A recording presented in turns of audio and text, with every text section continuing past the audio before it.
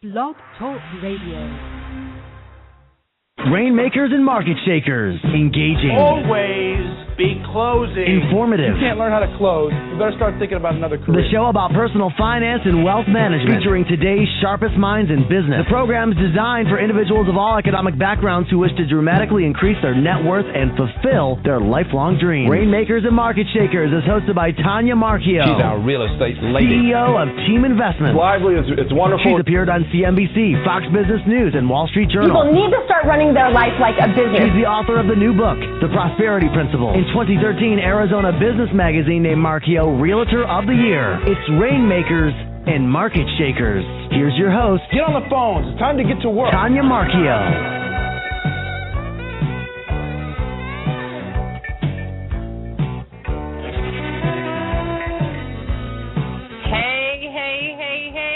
Great week we had this week. Real estate numbers up and down. Who knows what they're going to be next week, but I'm going to predict them, and or next month. And I am so excited today. I have an absolutely amazing guest, Gerald Celente. He is one of the best.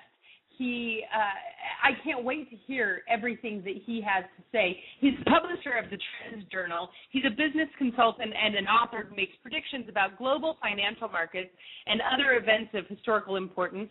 I want to hear not only what he has to say about real estate, but the economy in general, what's going on in Syria.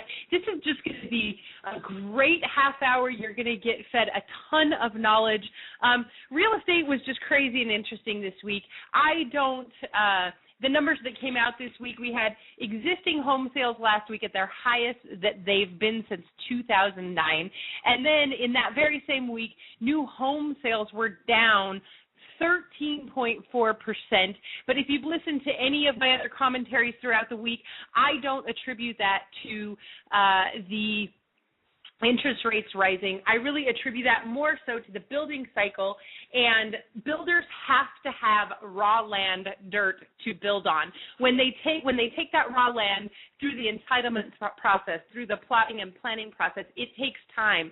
They were sitting on plots of dirt ready to roll to build out product, and I believe that they are through that product and are now in a buy scenario again. I am saying that from personal experience. You guys know that I am feet on the ground. I am out there selling. So I am not talking like an economist would talk. I am talking from a real estate perspective where I am in the trenches, out there selling to people like Richmond, America, out there selling large parcels of land. So I really attribute the new home sales being down to a lot of other reasons than the interest rate. Case-Shiller numbers were up 2.2% this week. As to be expected, prices are going up. And then pending home sales was a little bit of a disappointment to all of us. Pending home sales were down a little bit. But, pending home sales, that's an indicator of closed sales for August and September. And they're still up 6.7% year over year. Pending sales have seen annual gains for the past 27 months. So I think that this data that we're seeing is showing stabilization. Tomorrow on Varney and Company, I'm going to be talking about, they're asking, is there another bubble?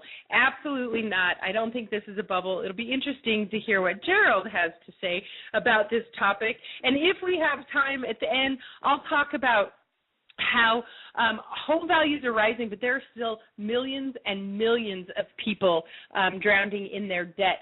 12.2 million people owe more on their homes still today than what their homes are worth. Now, that's down from 15.3 million, but it's still an extremely large number, and that's mire that we all have to get through. Although I think a lot of those people are just like me in the sense that I'm not going anywhere. I'm staying in my home for the long haul. So if I'm $50,000, if I'm $100,000 upside down, really doesn't matter because I'm not going anywhere.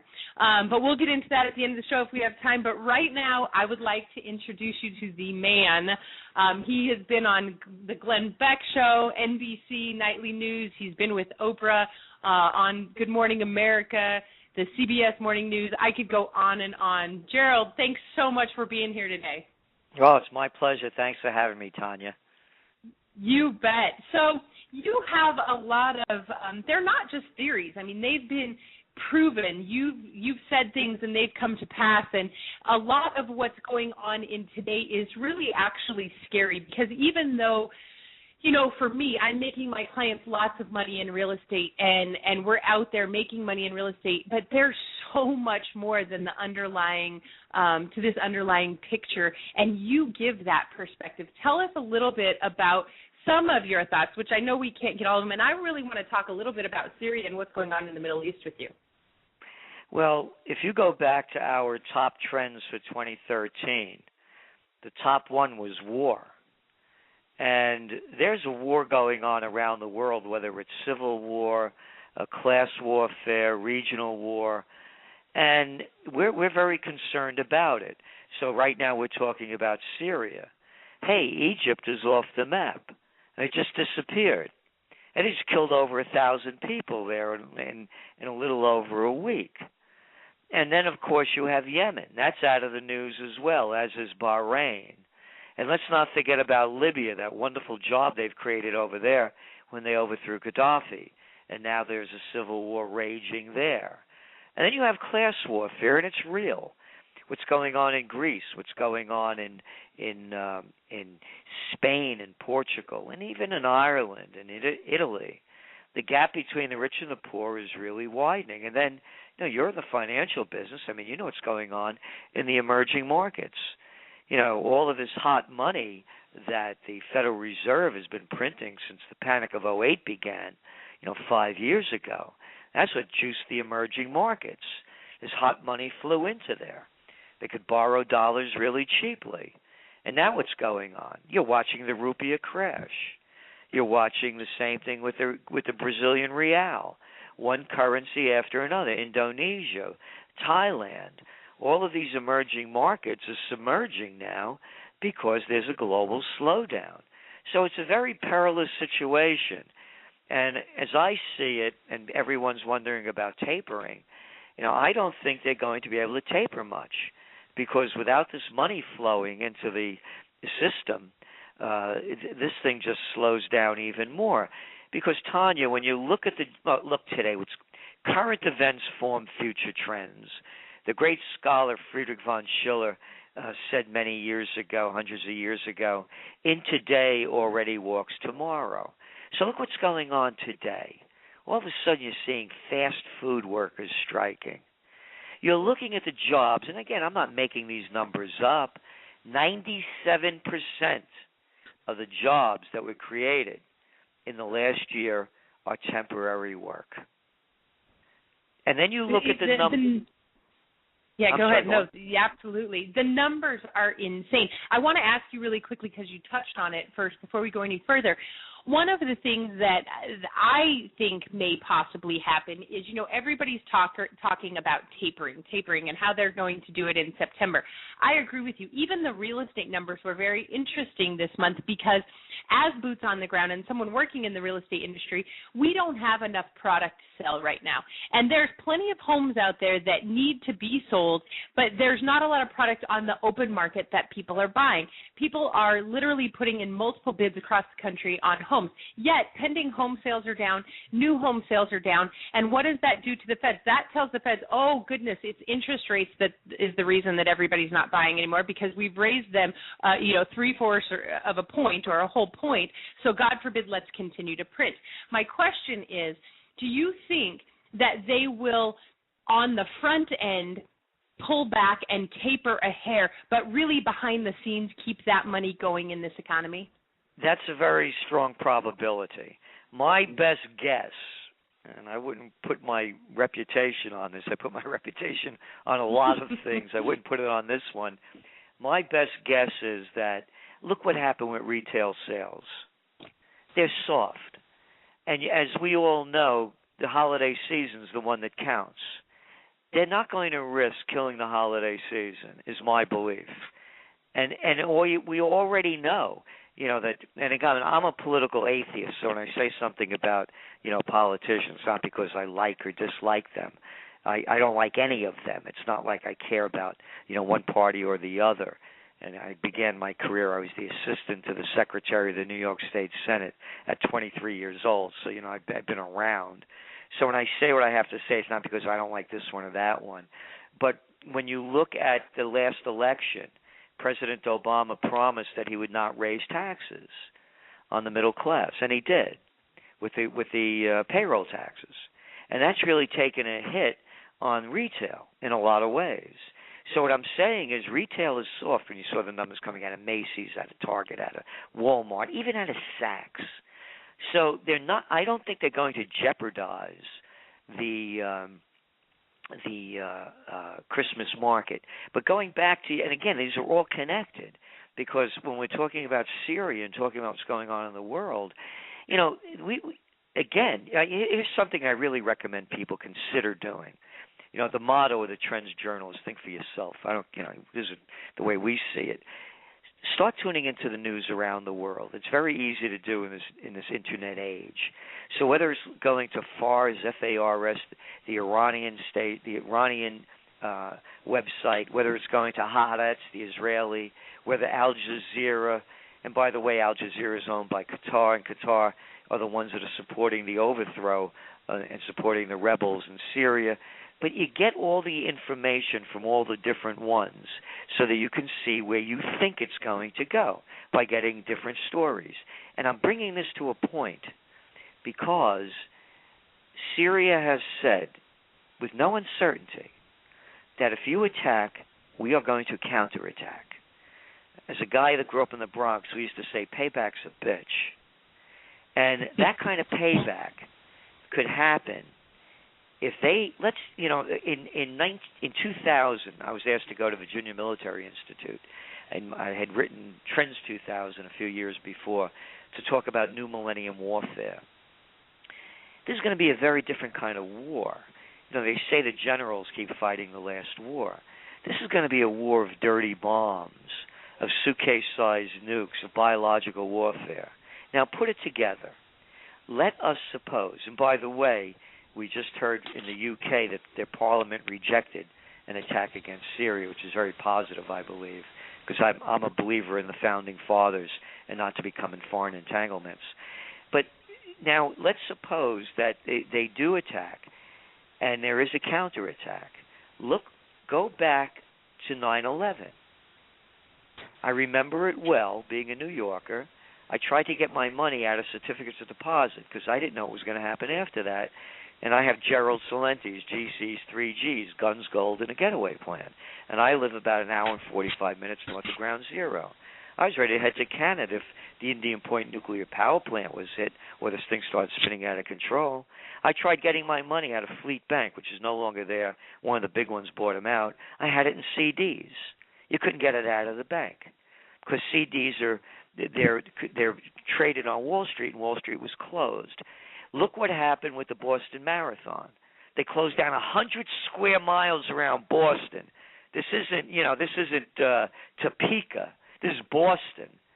And to find a 19-year-old kid, could you imagine if there's a 9/11 type of terror attack at that level? Whether or not you believe 9/11 was an inside joke, whatever that is, doesn't count.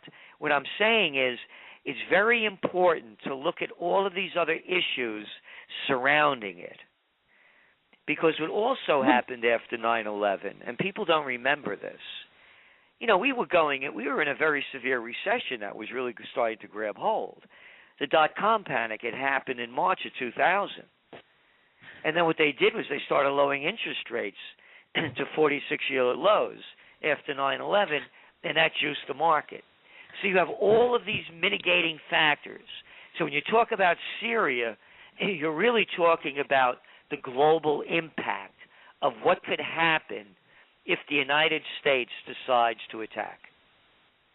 Do you think that, do you blame Obama for going off teleprompter and drawing a red line in the sand? And now that we haven't done anything, and I think that there is more to it than just, hey, they said it, they did it, let's go do it, let's go bomb them back. You obviously have to think through things. But do you think that that was the right thing to do? Because I feel like this is the domino effect, right? It's not just war. This is going to affect our economy. And several times you've said that we're headed towards the Greatest Depression. And I have to say that I am not a sky is falling type of believer, but I understand and probably agree with you more than I want to. I just feel like there's always a way to make money and be positive. But do you think that this whole Syria issue could be the domino effect for financial markets? The day that we really realized that Syria used chemical warfare, the markets around the world went crazy. Again, building on the whole issue, you mentioned chemical warfare. How does Agent Orange sound to you? You like that color? How about the wonderful... Horrible, right? Yeah, right. How about the bombs they dropped in Nagasaki and Hiroshima? Now, they were only atom bombs. How about the white phosphorus that the United States spread throughout Iraq? How about what just happened in Egypt? Tanya, if somebody puts a gun to your head or puts poison in your body, you're dead. This, to me, is all a bunch of hypocrisy to give an excuse to continue fighting wars. General Dwight D. Eisenhower, 5-star general, Supreme Commander of the Allied Forces, 2-term president, Republican, warns the American people as he's leaving office. Anybody, I encourage people to go find the speech. It's there. And listening to it, you shudder. He warned that the military-industrial complex was robbing us of the genius of the scientists, the sweat of the laborers, and the future of the children. And Obama's drawing a red line in the sand. Go back to our TrendsJournal, Top Trends of 2013. I have Gerald Celente's 4 Rules of Peace. If you call them out, take them out. They just found the bones of King Richard III over in England, right, in the parking lot. He was fighting in the Battle of the Roses. I love the names, right? The battle. When he died, the war ended. You want to start the charge, lead the charge. Obama's going to take him out. Cameron's going to take him out. Go take him out. And keep me out of your psycho trip. And it's easy for them. You don't see any senators' sons. You don't see any congresswomen's daughters. You only see the people that can't afford to live another lifestyle often and have no other opportunity. So this, to me, is the greatest line of hypocrisy and BS I ever heard. Oh, you're using chemical weapons, but you could carpet bomb, napalm, any kind of bomb you want, but don't use a chemical. I mean, what is it? It has to be approved by the FDA?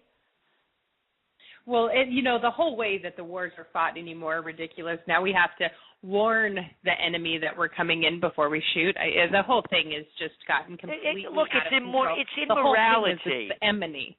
It's immorality. Look, I want to make this really clear, and anybody could do the addition.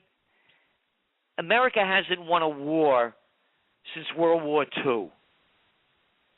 They lost Vietnam. 58,000 of our men died. 250,000 committed suicide. Hundreds of thousands out in the streets. They lost Iraq. Pick up the paper today. Again, current events form future trends. 65 people died. Over 3,000 in the last 2 months. It's a civil war. Oh, great job you guys did. Oh, you made up the story about, you're talking about chemical warfare? Does it sound familiar? A little bit of deja vu all over again? Weapons of mass destruction? And then you go to look at the other one, Afghanistan, the longest war in American history. Hey, great job. Oh, the Taliban just ran one of the secure sites, and they just killed several people. And the only people that made money on that is the military-industrial complex, the contractors, and the corrupt government of Afghanistan. Then look at Obama, the Peace Prize winner. Wonderful job you did in Libya. Perfect. Now you have all of the al-Nusra and al-Qaeda sweeping through northern Africa. A total destabilization, and now you draw a red line? What is this, a comic book, a cartoon?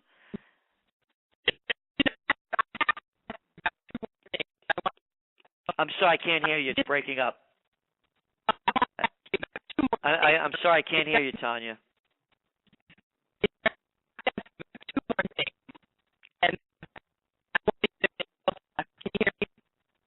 I can't hear you. I'm sorry. You're breaking up.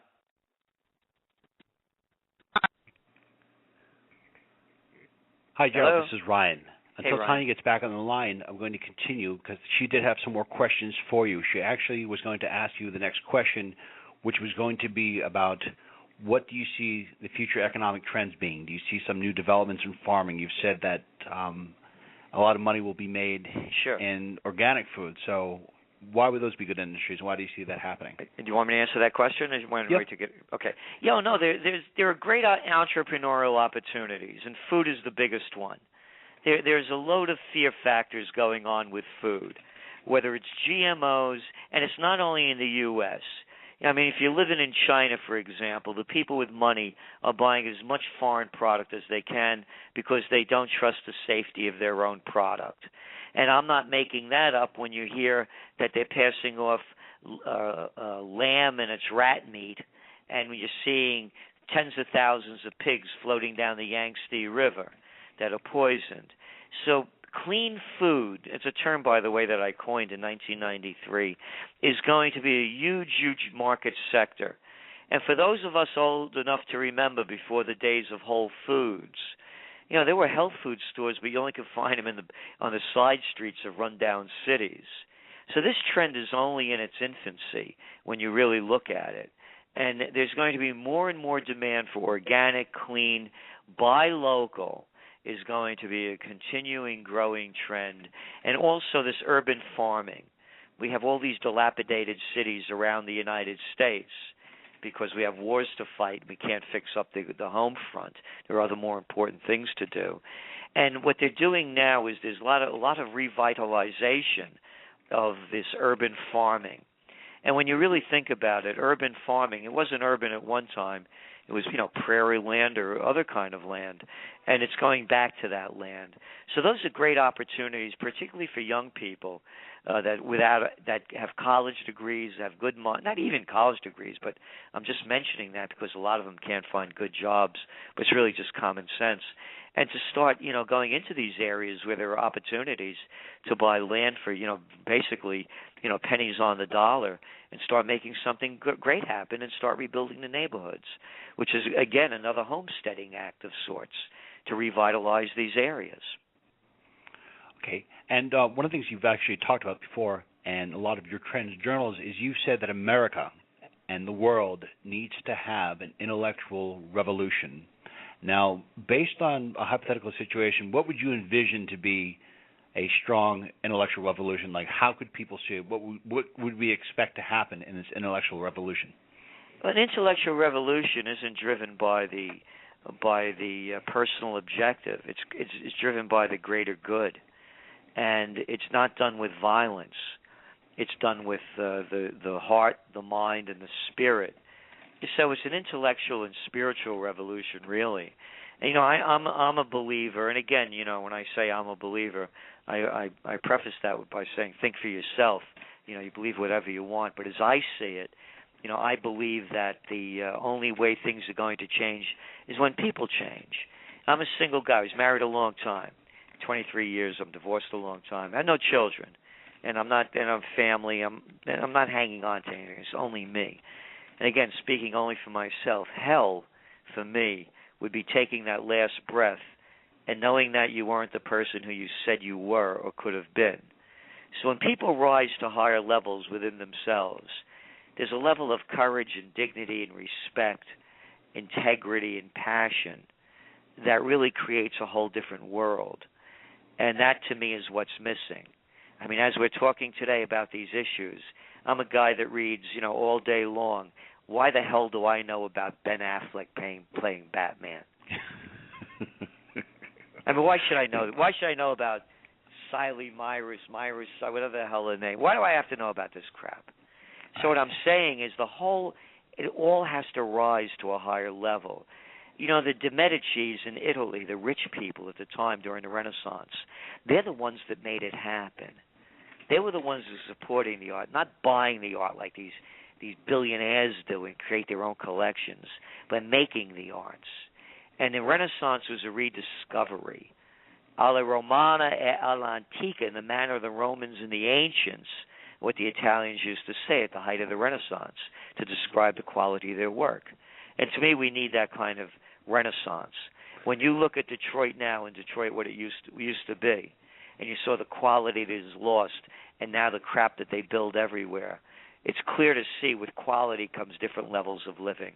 So when I say intellectual, it's much broader than that, but that's the keynote of it. Okay, and in your experience, you've seen generations of Americans grow up and grow and develop. Do you see a major issue with the generation of today not having the same work ethic or not being inspired to work as previous generations have? Do you feel that this generation is very entitled, and do you feel that the way the generation of today is wired, that they have the capability of growing and evolving and even sustaining themselves without government's intervention? Well, those are a couple of questions. On government intervention, I'm not a libertarian. I'm a believer in government laws, just as you don't go through a red light. There are certain principles. And to me, when people ask me, what can you do to solve the problems? Go back to when it worked better. What was in place? There was no NAFTA.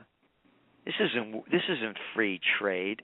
It's multinational companies going over to the cheapest labor markets, getting their crap made, and bringing it back and marking it up. That wasn't allowed before. Thanks to Bill Clinton and others, that's what the life we have. Then you go back in the Glass-Steagall Act that prevented the bankers from doing the heist that they pulled off and destroying much of the world with it. Put that back in place fully. And that was put in place following the crash of 29 because the banksters were robbing the country and they wanted to stop it. But again, under Clinton, that was repealed. And then you could keep going back. You go back and put back the Robinson-Patman Act, the Sherman Antitrust Act, the Clayton Antitrust Act. When I was a young guy growing up, they had these things. They may seem strange to people now, but they were actually called stationery stores before Staples and Office Depot controlled the entire market. There were things called haberdashers where men bought their clothes, and dress shops where women bought theirs before Target and Macy's and the rest of them took all the action. There were things called pharmacists before there was CVS's and Walgreens and Rite Aids, where the local people owned their own drugstores. And so what I'm saying to you is that all these laws were put in place for a purpose. So the playing field in an equal America would be level. That's been taken away. As for the young people, I know some great young people that really work hard. But to me, there's a problem with there's very little respect for the elders because these kids grew up with a line that they heard from their parents, how special and amazing they are. I mean, I'm so sick of hearing how special and amazing your kid is. They're kids, for Christ's sakes. Were they splitting the atom? I mean, I was a kid, it was when I grew up, and my head was in the sand. I grew up in the Bronx and Yonkers, I was out there. I was a guy, I worked in I was staying at the Willard Hotel at 28 years old and putting on meetings at the Hay Adams. It's not like I don't know what being a kid is, and I know where my mind was when I was a kid and where I am now. So what I'm saying to you is they've puffed up the egos of young people, the parents have, to make them think that they're far ahead in the game than they are. And with me, that was never a problem because I always knew, compared to my aunts and uncles and parents, may their souls rest in peace, I always knew I didn't know. So I learned from them. And that's the difference. But there are a lot of smart people out there that are young, and they also have the skills to really change this around. Okay. Gerald, we want to thank you so much. How can our listeners learn more about you, and where can they get your Trends Journal? TrendsJournal.com, TrendsJournal.com. And we also know that people are having a difficult time out there. So we have a discount request page. Just let us know, and we'll do anything we can to make the Trends Journal affordable for you. And I can honestly say there's no other magazine like it in the world. It's the only magazine that will show you history before it happens. Gerald, thank you so much. It was a pleasure having you on, and we apologize for the technical issues. Tanya Marchiola, our host, will be back on the air next week, Thursday, 8 p.m. Eastern Time. Thank you. Thank you. Thank you. 8 p.m. Eastern Time. Thank you. Thank you. Thank you. 8 p.m. Eastern Time. Thank you.